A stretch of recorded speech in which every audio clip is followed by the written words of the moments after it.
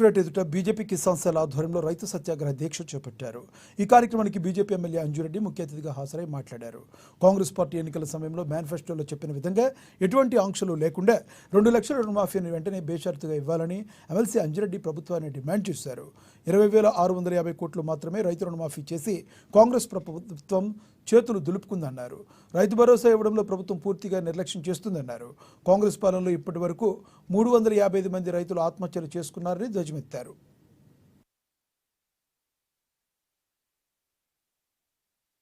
ఉందంటే నా గర్కా నా గట్కా అన్నట్టే పరిస్థితి ఉంది.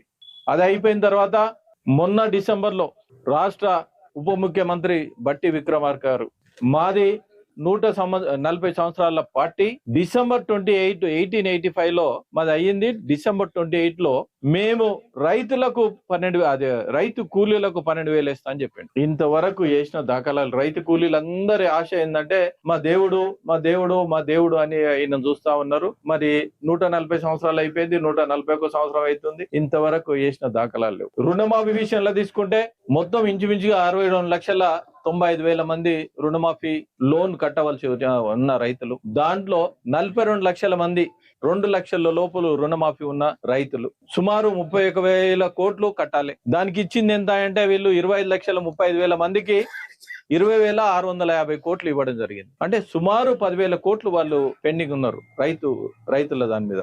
ఎవరిని వదలలే. యువకులు రంగారెడ్డి జిల్లా కడతల్లో